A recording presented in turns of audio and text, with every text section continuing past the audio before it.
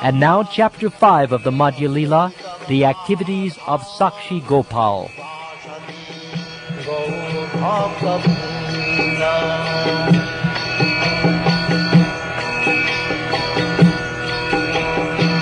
Shri Krishna Caitanya Prabhu Nityananda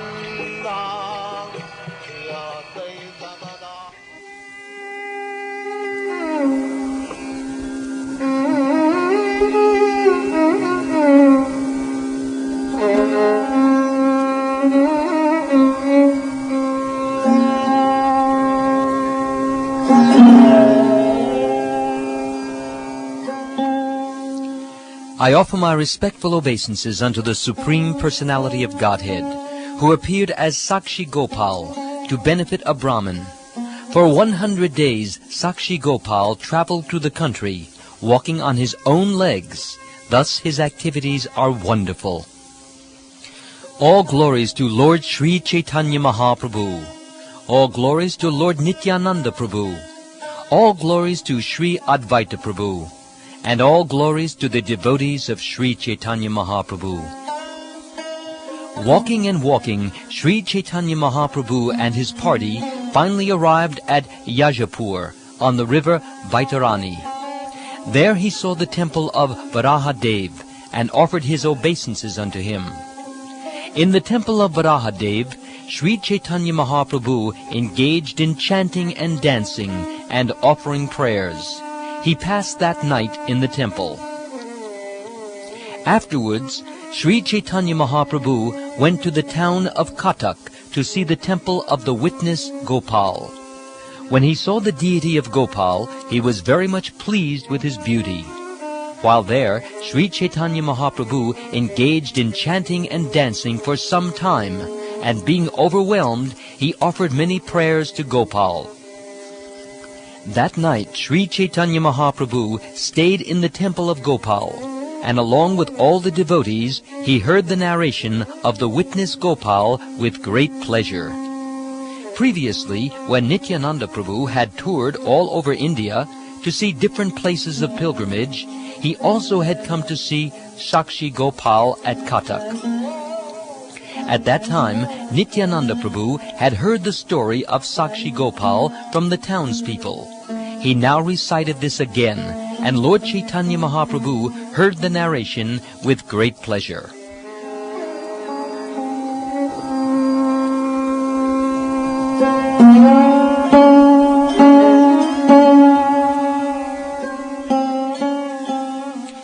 Formerly, at Vidyanagara in South India, there were two Brahmins who made a long tour to see different places of pilgrimage.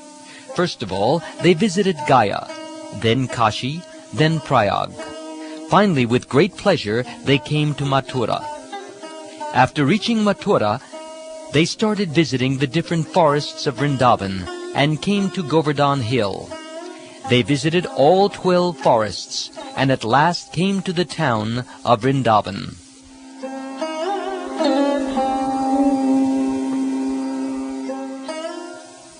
In the village of Panchakroshi, Vrindavan, at the site where the Govinda temple is now situated, there was a great temple where gorgeous worship of Gopal was performed. After taking baths at different bathing places along the river Yamuna, such as Keshi Ghat and Kaliya Ghat, the pilgrims visited the temple of Gopal. Afterwards, they took rest in that temple. The beauty of the Gopal deity stole away their minds, and feeling great happiness, they remained there for 2 or 4 days. One of the two Brahmins was an old man, and the other was young. The young man was assisting the old one. Indeed, the young Brahmin always rendered service to the older one, and the old man, being very satisfied with his service, was pleased with him.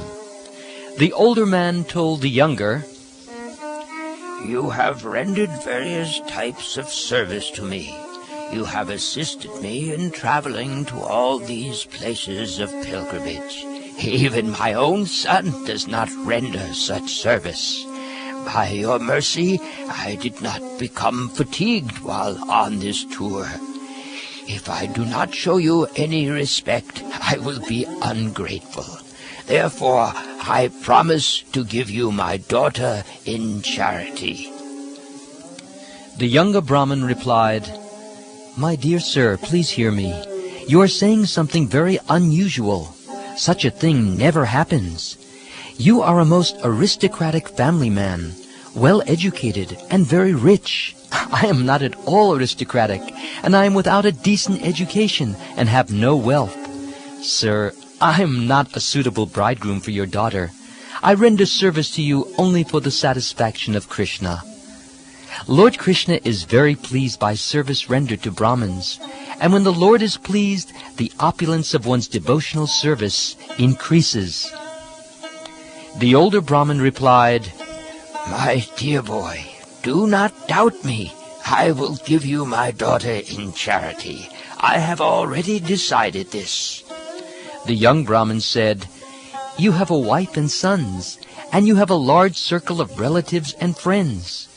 Without the consent of all your friends and relatives, it is not possible to give me your daughter in charity. Just consider the story of Queen Rukmini and her father Bhishmak. King Bhishmak wanted to give his daughter Rukmini in charity to Krishna, but Rukmi, his eldest son, objected. Therefore he could not carry out his decision." The elderly Brahmin said, "My daughter is my own property. If I choose to give my property to someone, who has the power to stop me? My dear boy, I will give my daughter to you in charity, and I will neglect the position of all others. Do not doubt me in this regard. Just accept my proposal." So the younger Brahmin replied, "If you have decided to give your young daughter to me, then say so before the Gopal deity." Coming before Gopal, the elderly Brahmin said, "My dear Lord, please witness that I have given my daughter to this boy." Then the younger Brahmin addressed the deity, saying, "My dear Lord, you are my witness. I shall call for you to testify if it is necessary later on." After these talks, the two Brahmins started for home. As usual, the young Brahmin accompanied the elderly Brahmin as if the older Brahmin were a guru or spiritual master, and rendered him service in various ways. After returning to Vidyanagara, each Brahmin went to his respective home. After some time, the elderly Brahmin became very anxious. He began to think, "I have given my word to a Brahmin in a holy place, and what I promised will certainly come to pass.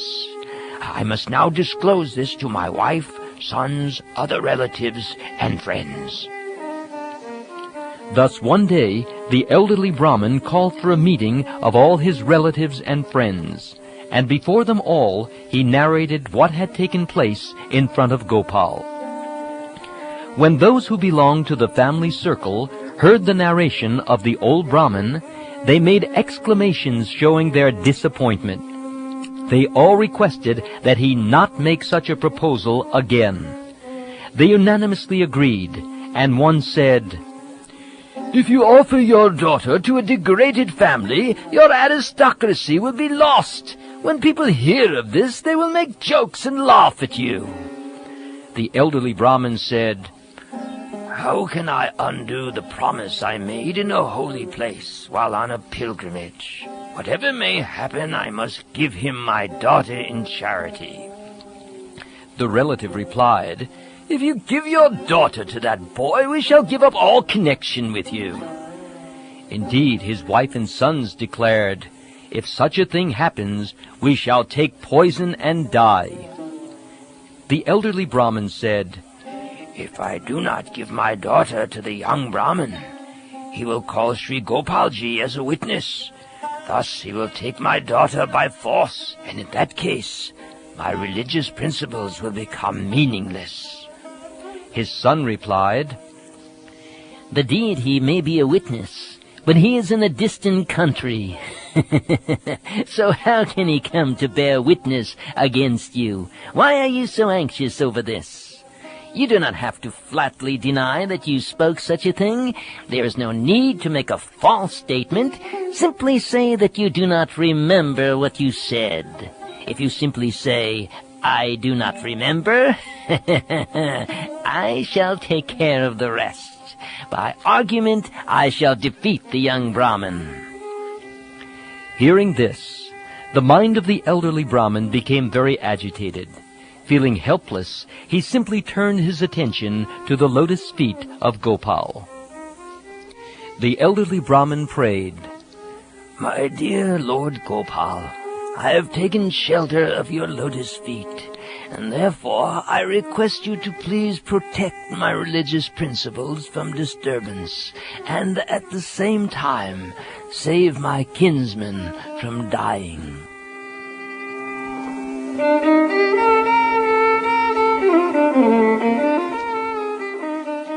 The next day, the elderly Brahmin was thinking deeply about this matter when the young Brahmin came to his house. The young Brahmin came to him and offered respectful obeisances.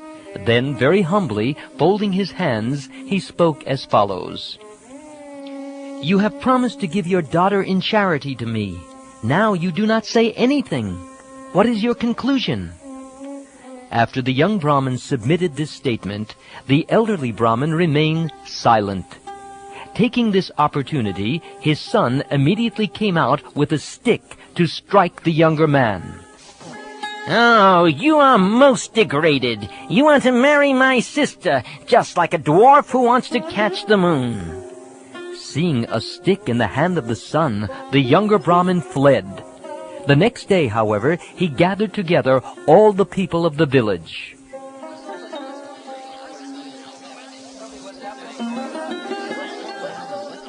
All the people of the village then called for the elderly Brahmin and brought him to their meeting place. The young Brahmin then began to speak before them as follows. This gentleman has promised to hand over his daughter to me, yet now he does not follow his promise. Please ask him about his behavior. So one of them said, If you have already promised to give him your daughter in charity, why are you not fulfilling your promise? You have given your word of honor. The elderly Brahmin said, My dear friends, please hear what I have to submit. I do not exactly remember making a promise like that. When the elderly Brahmin's son heard this, he took the opportunity to juggle some words. Becoming very impudent, he stood before the assembly and spoke as follows. While touring various holy places of pilgrimage, my father carried much money. Seeing the money, this rogue decided to take it away. There was no one besides this man with my father. Giving him an intoxicant known as dutara to eat, this rogue made my father mad. Yes, mad. Having taken all my father's money, this rogue claimed that it was taken by some thief. Now he is claiming that my father has promised to give him his daughter in charity. All of you assembled here are gentlemen. Please judge whether it is befitting to offer this poor Brahmin my father's daughter.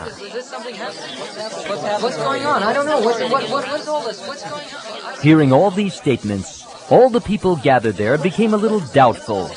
They thought that it was quite possible that because of attraction for riches, one might give up his religious principles. At that time, the young Brahmin said, My dear gentlemen, please hear. Just to gain victory in an argument, this man is lying. How can anything like this happen? This is impossible. Being very satisfied with my service, this Brahmin said to me, of his own accord, I promise to hand over my daughter to you. At that time, I forbade him to do this, telling him, O best of the Brahmins, I am not a fit husband for your daughter. Whereas you are a learned scholar, a rich man, belonging to an aristocratic family, I am a poor man, uneducated, and with no claim to aristocracy. Still, this Brahmin insisted. Again and again he asked me to accept his proposal, saying, I have given you my daughter, please accept her. I then said, "Please hear. You are a learned Brahmin. Your wife and friends and relatives will never agree to this proposal. My dear sir, you will not be able to fulfill your promise. Your promise will be broken." Yet again and again the Brahmin emphasized his promise, saying, "I have offered you my daughter. Do not hesitate. She is my daughter, and I shall give her to you. Who can forbid me?" At that time, I concentrated my mind and requested the Brahmin to make the promise before the Gopal deity. Then this gentleman said in front of the Gopal deity, "My dear Lord, please bear witness. I have offered my daughter to this Brahmin in charity." Accepting the Gopal deity as my witness, I then submitted the following at his lotus feet. "If this Brahmin later hesitates to give me his daughter, my dear Lord, I shall call on you as a witness. Please note this with care and attention." Thus I have called upon a great personality in this transaction. I have asked the Supreme Godhead to be my witness. The entire world accepts the word of the Supreme Personality of Godhead.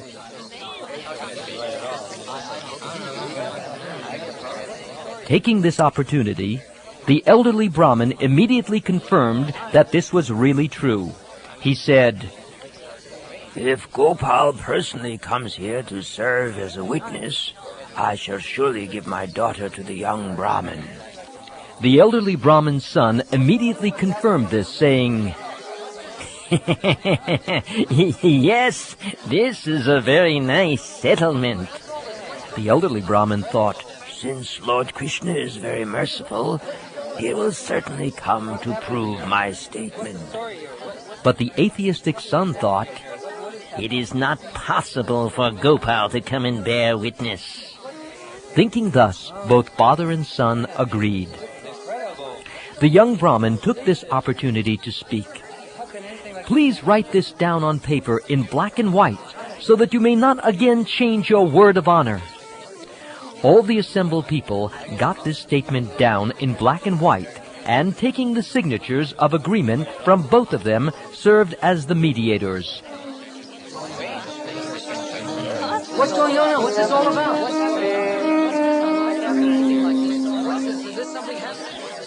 The young Brahmin then said, "Will all you gentlemen present please hear me? This elderly Brahmin is certainly truthful and is following religious principles. He had no desire to break his promise, but fearing that his kinsman would commit suicide, he deviated from the truth. By the piety of the elderly Brahmin, I shall call the Supreme Personality of Godhead as a witness. Thus I shall keep his truthful promise intact."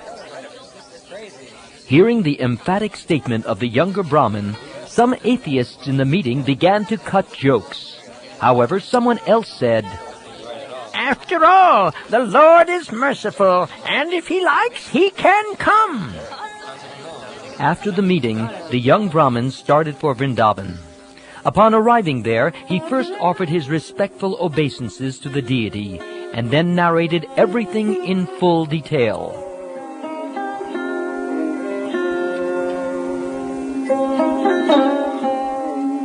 "My Lord, you are the protector of Brahminical culture, and you are also very merciful.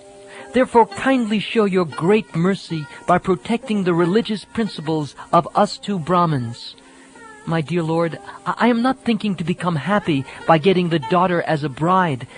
I am simply thinking that the Brahmin has broken his promise, and that is giving me great pain. My dear sir, you are very merciful, and you know everything. Therefore kindly be a witness in this case. A person who knows things as they are and still does not bear witness becomes involved in sinful activities." Lord Krishna replied, "My dear Brahmin, go back to your home and call a meeting of all the men. In that meeting, just try to remember me. I shall certainly appear there, and at that time I shall protect the honor of both you Brahmins by bearing witness to the promise." The young Brahmin replied, "My dear sir, even if you appear there as a four-handed Vishnu deity, still none of those people will believe in your words. Only if you go there in this form of Gopal and speak the words from your beautiful face will your testimony be heard by all the people." Lord Krishna said, "I've never heard of a deity's walking from one place to another." "That is true, but how is it that you are speaking to me, although you are a deity? My dear Lord, you are not a statue. You are directly the son of Maharaj Nanda. Now, for the sake of an old Brahmin, you can do something you have never done before." Sri Gopalji then smiled and said, "My dear Brahmin, just listen to me.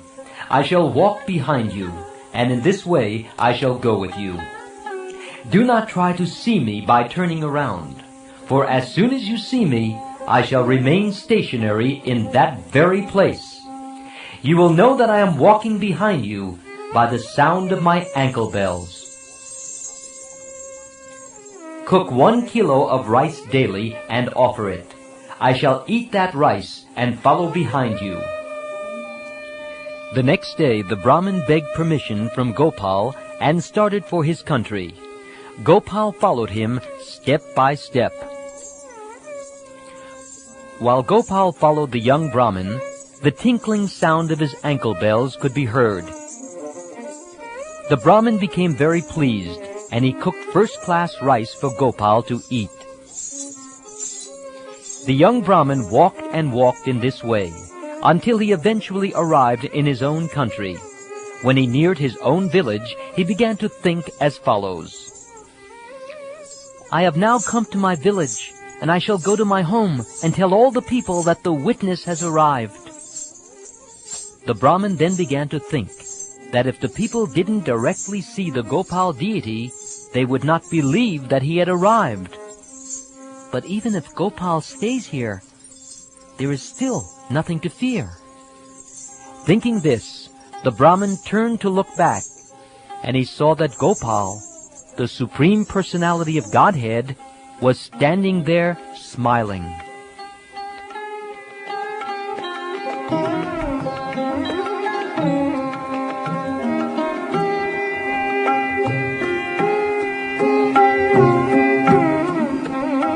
The Lord told the Brahmin, "Now you can go home.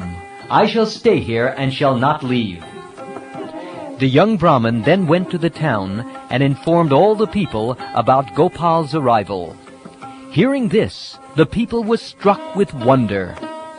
All the townspeople went to see the witness Gopal, and when they saw the Lord actually standing there, they all offered their respectful obeisances.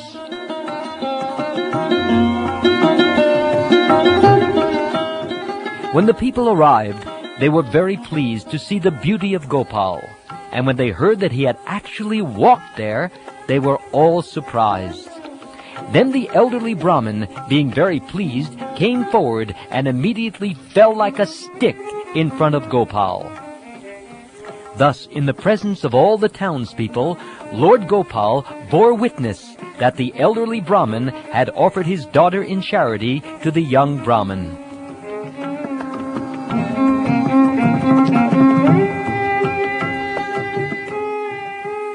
After the marriage ceremony was performed, the Lord informed both Brahmins, "You two Brahmins are my eternal servants, birth after birth.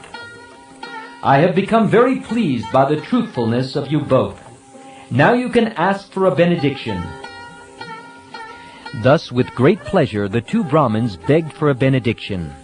The elderly Brahmin said, Please remain here, so that people all over the world will know how merciful you are to your servants. Lord Gopal stayed, and the two Brahmins engaged in his service. After hearing of the incident, many people from different countries began to come to see Gopal. Eventually, the king of that country heard of this wonderful story, and he also came to see Gopal, and thus became very satisfied. The king constructed a nice temple, and regular service was executed. Gopal became very famous under the name of Saksi Gopal, the witness Gopal. Thus, Sakshi Gopal stayed in Vidyanagara and accepted service for a very long time.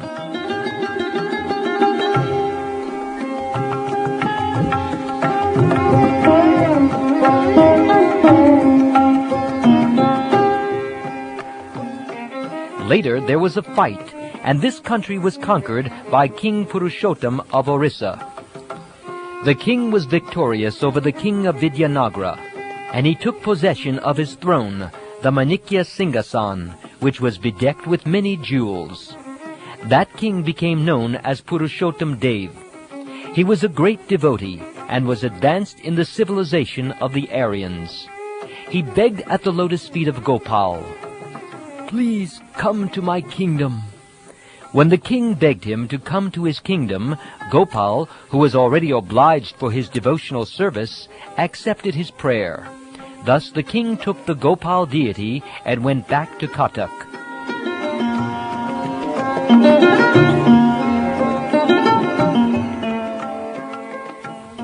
After winning the Manikya throne, King Purushottam took it to Jagannath Puri and presented it to Lord Jagannath. In the meantime, he also established regular worship of the Gopal deity at Cuttack. When the Gopal deity was installed at Cuttack, the queen of Purushottam Dev went to see him and with great devotion presented various kinds of ornaments. The queen had a very valuable pearl which she wore on her nose, and she wished to give it to Gopal. She then began to think as follows: "If there were a hole in the deity's nose, I could transfer the pearl to him." Considering this, the queen offered her obeisances to Gopal and returned to her palace. That night she dreamed that Gopal appeared and began to speak to her as follows: "During my childhood, my mother made a hole in my nose, and with great endeavor set a pearl there. That very hole is still there, and you can use it to set the pearl you desired to give me." After dreaming this, the queen explained it to her husband, the king. Both the king and the queen then went to the temple with the pearl. Seeing the hole in the nose of the deity, they set the pearl there, and being very pleased, held a great festival.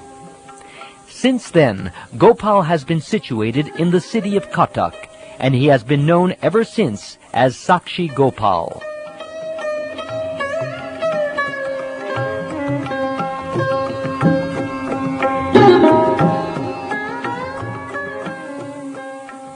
Thus Sri Caitanya Mahaprabhu heard the narration of Gopal's activities. Both he and his personal devotees became very pleased.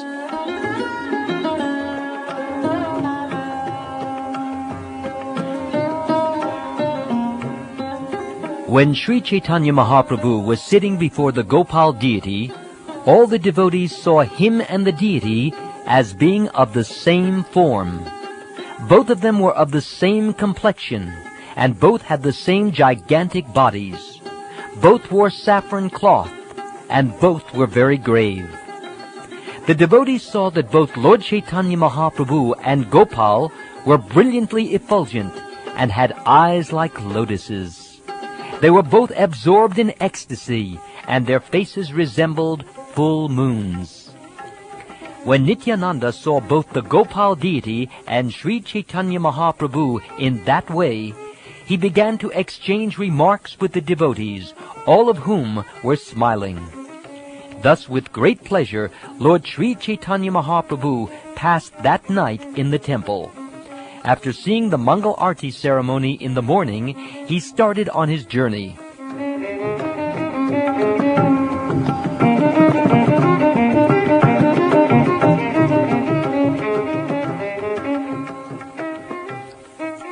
In his book Chaitanya Bhagavat, Srila Vrindavan Das Thakur has very vividly described the places visited by the Lord on the way to Bhuvaneshwar. When Sri Chaitanya Mahaprabhu arrived at Kamalapur, he took his bath in the Bharginadi river and left his sannyas staff in the hands of Lord Nityananda. When Lord Chaitanya Mahaprabhu went to the temple of Lord Shiva, known as Kapoteshvar, Nityananda Prabhu who was keeping his sannyas staff in custody, broke the staff in 3 parts and threw it into the river Bhaginati. Later, this river became known as Dandabanga Nadi. After seeing the temple of Jagannath from a distant place, Sri Caitanya Mahaprabhu immediately became ecstatic. After offering obeisances to the temple, he began to dance in the ecstasy of love of God. All the devotees became ecstatic in the association of Lord Chaitanya, and thus absorbed in love of God, they were dancing and singing while going along the main road. Sri Caitanya Mahaprabhu laughed, cried, danced, and made many ecstatic vibrations and sounds.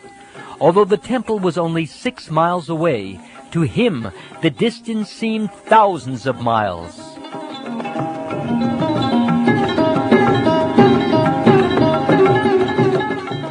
Thus, walking and walking, the Lord eventually arrived at the place known as Ataranala. Arriving there, he expressed his external consciousness, speaking to Sri Nityananda Prabhu. When Lord Chaitanya Mahaprabhu had thus regained external consciousness, he asked Lord Nityananda Prabhu, "Please return my staff." Nityananda Prabhu then replied, "It has been broken into 3 parts.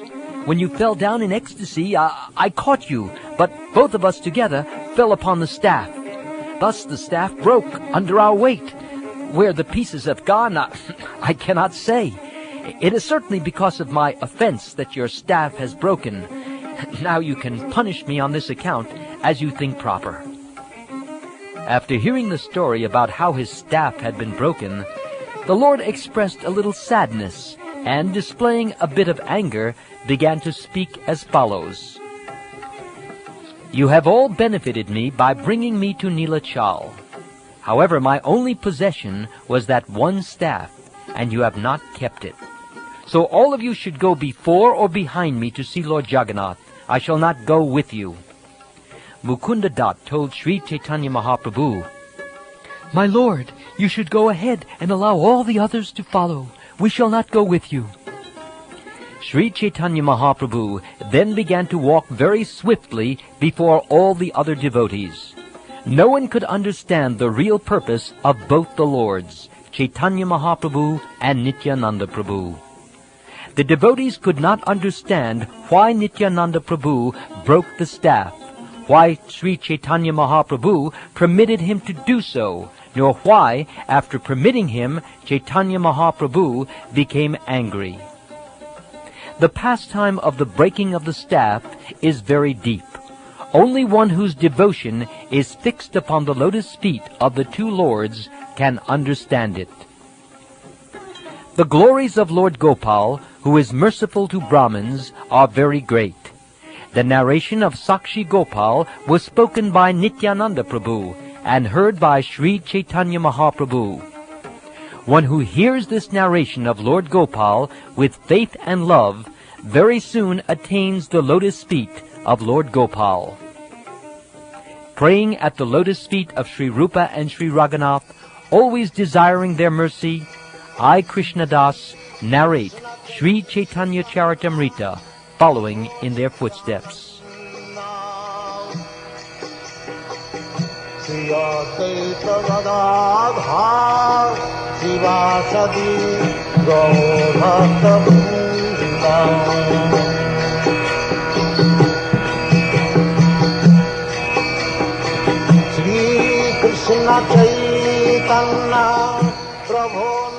This ends Chapter 5 of the Madhya Lila, the Activities of Sakshi Gopal.